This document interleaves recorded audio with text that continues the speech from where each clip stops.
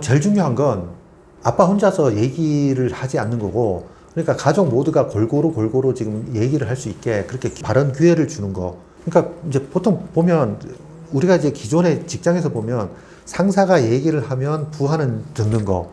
이제 이런 방식이 가정에서 막 비슷하게 이제 통용이 됐습니다. 아빠하고 엄마가 얘기를 하면 아이는 그 말을 듣고 그대로 이제 지시에 따른 이런 상황이 됐다는 거죠. 이제 그런 상황에서 분명히 이제 여러분들이 탈피를 지금 하셔야 됩니다. 왜냐하면 여러분들 커뮤니케이션 방식은 그대로 이제 아이들한테 전파가 되는데, 예를 들어서 여러분들이 이제 힘이 있는 뭐 한 60대나 뭐 이때까지는 뭐 지시를 할 수가 있겠지만, 건강이 안 좋아지고 힘도 빠지고 그다음에 이제 경제적 능력이 없는 그런 뭐 한 70이나 이렇게 됐을 때 아이들한테 이거 해라 저거 해라 했을 때 과연 아이들이 따르겠냐는 거죠. 아빠하고 거리가 멀어지는 그런 상황이 될 수가 있기 때문에 이런 이제 일방적인 지시를 하는 커뮤니케이션은 버리셔야 된다. 그래서 그 대신에 여러분들 뭘 하셔야 되냐면 경청하는 사람이 돼야 됩니다. 그러니까 아이들이 어떤 얘기를 하든지 간에 그 아이들 얘기가 다 끝날 때까지 충분하게 기다려주게 되면, 처음에는 이제 아마 그 상황들이 아이들도 적응을 못 해갖고 뭐 대답을 안 하거나 말을 안 하는 그런 상황이 있을 텐데, 이때를 견디셔야 됩니다. 그러니까 아이가 얘기를 지금 안 하게 되면 아이가 얘기할 때까지 침묵을 계속 유지를 하시다 보면 아이가 이제 말을 한마디 하고, 그 다음에 이제 아빠가 한마디 할 때도 아빠가 이제 그 말을 그대로 이제 들어준다고 하면, 그 다음에 이제 두 마디, 세 마디 이렇게 아이가 이제 자기 마음속에 있는 그런 얘기를 지금 할 때까지 충분하게 기다려 주셔야 된다는 거죠. 그래서 하지 말아야 될 건 일방적인 지시형 커뮤니케이션은 버리셔야 된다. 그 다음에 이제 두 번째는 경청하는 사람이 돼야 된다.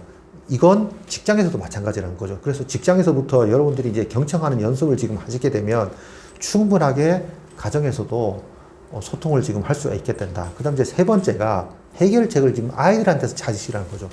예를 들어서 학원을 지금 만약에 이제 아이들이 선택을 지금 하는데, 아이들한테 야, 네가 지금 다니고 싶은 학원을 한번 찾아봐라 이렇게 했을 때 아이들 반응하고, 그 부모가 원하는 학원을 지금 일방적으로 아이들한테 너 여기 지금부터 이 학원 다녀 이렇게 얘기했을 때 아이들 반응은 완전히 다를 거라는 겁니다. 그래서 여러분들이 아이한테 선택권을 주실 때 아이들은 분명히 지금 책임을 가지고 그 자기 선택에 대해서 실행을 할 수가 있다는 거죠.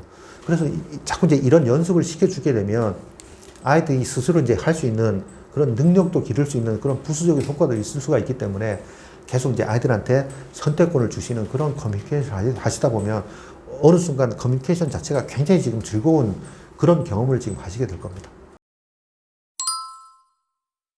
첫 번째 회사를 이제 퇴직을 하고 나서 집에서 빈둥빈둥 거리고 있는데, 뭐 퇴직 후에 이제 한 2, 3일 정도 됐었는데 뭐 전화가 오더라고요. 그래서 이렇게 받았는데, 고등학교 졸업 이후에 한 번도 지금 만나지 못했던 고등학교 동창이 저한테 이제 전화를 했습니다. 그 전화 내용이 뭐냐면 좋은 땅이 있으니까 땅을 사라고, 땅에 투자하라고 지금 저한테 이제 전화가 오더라고요.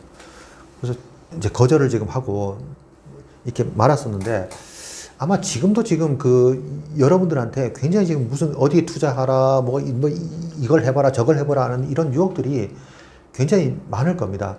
여러분들이 그 유혹에 넘어가게 되면 퇴직금을 날리는 것 뿐만 아니라 어떤 그 범죄에 노출되는 경우도 굉장히 지금 있거든요.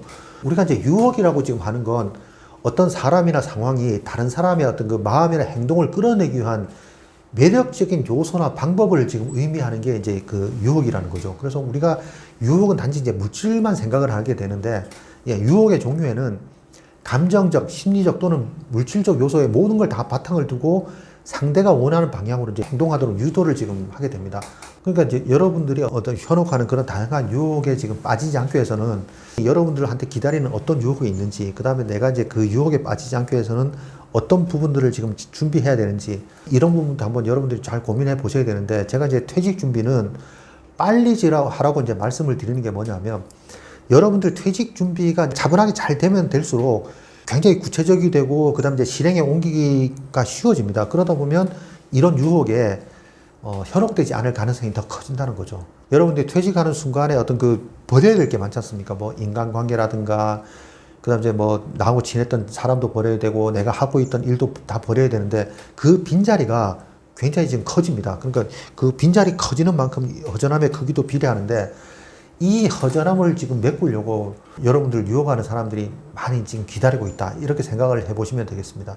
그래서 이제 그 유혹이 뭐냐면, 첫 번째 유혹이 뭐냐면, 소속감에 대한 유혹입니다.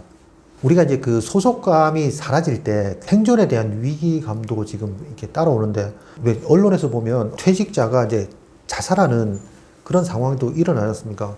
그게 이제 어떤 그 소속감이 주는 그 중요한 역할이라는 거죠. 그래서 우리가 이제 그 어떤 소속감이 사라지게 되면 빈자리가 이제 굉장히 커지는데, 그 빈자리를 채우려고 하는, 그러니까 뭐 쉽게 하면 어떤 직장에 가입해라, 어떤 커뮤니티에 가입해라, 아니면 뭐 어떤 활동을 해라, 이런 유혹들이 지금 많아진다는 거죠. 그래서 뭐 예를 들어 이제 퇴직 후에 새로운 취미를 찾기 위해서 동호회에 가입을 하게 되면 소속감도 제공하고 이제 새로운 친구를 이제 사귈 기회를 이제 제공해 주는데, 이게 이제 그 지나치게 경쟁적으로 이렇게 권유를 하게 되면 굉장히 지금 그 스트레스를 유발하는 상황이 생길 수도 있고, 그 다음에 여러분들이 그 상황에 지금 제대로 이제 빠져들지 못하게 되면 오히려 지금 소속을 지금 느끼지 못하게 되는, 소속에서 지금 버림을 받았다고 하는 그런 느낌을 지금 받을 수가 있기 때문에, 여러분들이 어떤 그 소속감을 지금 느끼기 위해서라도 미리 이제 그 어떤 여러분들이 가입하려고 하는 커뮤니티라든가 아니면 동호회에 여러분들이 어떤 그 직장이 있을 때 한번 이제 시험적으로 좀 발을 담궈 보시는 것도 현명한 그런 대처 방법이라고 지금 제가 말씀을 드릴 수가 있겠습니다. 근데 두 번째가 자기 가치를 다시 정의하려고 하라고 하는 그런 유혹입니다. 그러니까 퇴직자는 어떤 직업에서의 정체성이 사라지면서 자기 자신의 어떤 그 존재감이라든가 이런 부분들을 다른 곳에서 찾으려고 하는 유혹에 빠질 수가 있습니다. 뭐 예를 들어 이제 고급 브랜드 제품이라든가 유행하는 아이템을 이제 구입함으로써 자기 가치를 높이려고 하는 그런 유혹에 이제 빠질 수가 있는데, 이런 이제 과도한 소비를 지금 하게 되면 뭐 일시적인 만족을 줄 수도 있겠지만 지속적인 어떤 그 행복감이라든가 만족감을 주기는 어렵다. 그렇게 되면 여러분들 그 퇴직금 자체에서 이제 이게 재원이 빠져나가야 되기 때문에 퇴직 생활 자체가 이제 그 굉장히 힘들어질 수 있는 그런 상황이 생길 수도 있다는 걸 여러분들 염두에 좀 두셨으면 좋겠습니다. 그 세 번째가 뭐냐면 과거에 대한 향수입니다.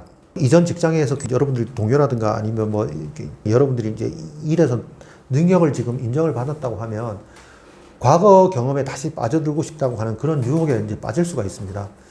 퇴직 후에 고등학교나 대학교 동창회에 참석해서 이제 과거의 친구들하고 만나면서 여러분들의 어떤 그 시절에 여러분들 어떤 능력이라든가 아니면 뭐 존재감을 드러내고 싶은 그런 이제 유혹에 빠질 수도 있는데, 여러분들 그 과거에 굉장히 지금 사회적 지위가 높았고 지금은 그 정도 수준이 아니라고 하면 현재 그 어떤 삶에 대한 불만이라든가 불안감 이런 게 이제 생길 수도 있게 되죠.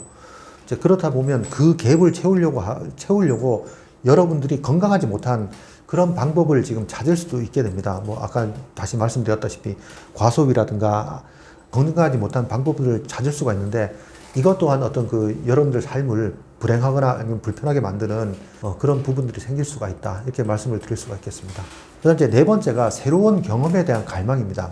여러분들이 뭐 새로운 경험을 이제 추구를 지금 하고 싶어갖고 어떤 비싼 여행이라든가 아니면 뭐 고급 레스토랑, 뭐 사치 구매 이런 부분에 이제 그 돈을 쓰게 되는, 아니면 돈을 쓰는 사람이 이제 좀 있습니다.